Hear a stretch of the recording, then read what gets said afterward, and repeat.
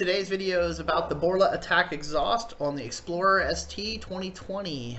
I'm going to cover the install with a sample of what it sounded like before and after, including some notes during the installation. Thanks.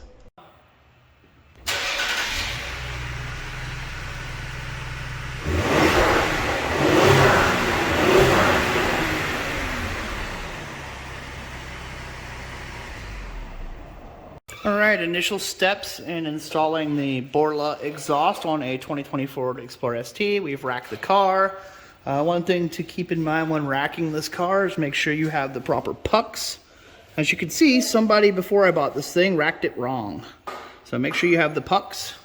And here is the Borla exhaust as laid out right now. This is the Borla ATAK catback. It has a mid pipe, center resonator, two mufflers, and awesome, nice looking black tips versus the ugly downturned tips that come on this car.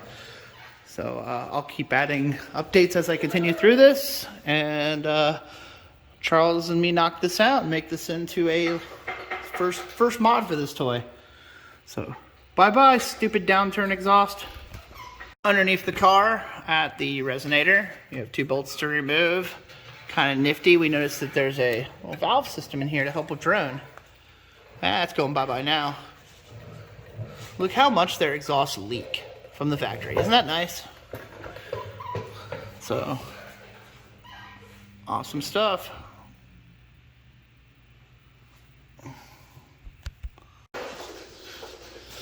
So we removed the bolts in the back here using our air ratchet. So we have some play on the exhaust so we can move it forward and take out the middle resonator.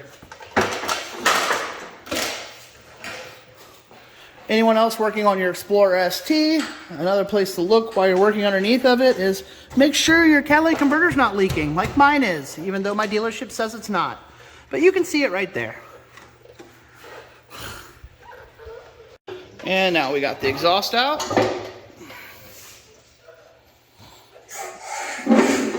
So once you've reduced those bolts, loosen the clamps in the front, it all comes off as one gigantic piece, which makes it for a pain in the ass to store. Now we've got everything removed.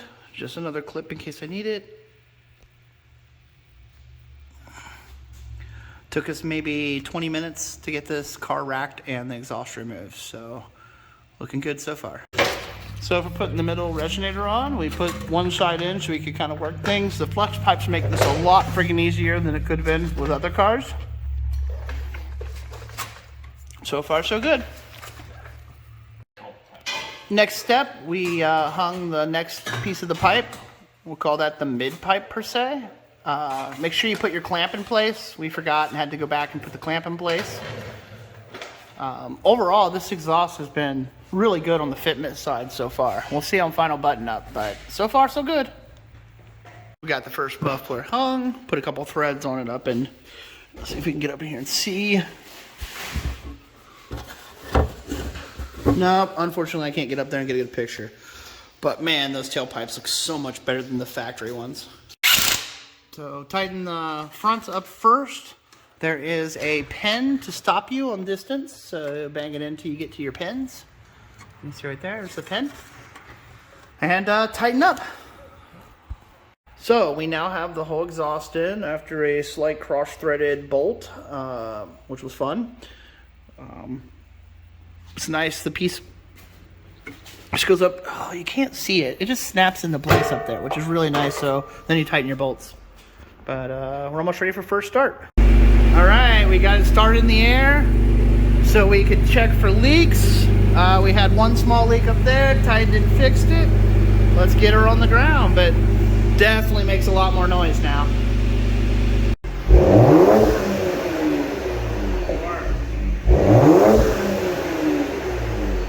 All right, back it out.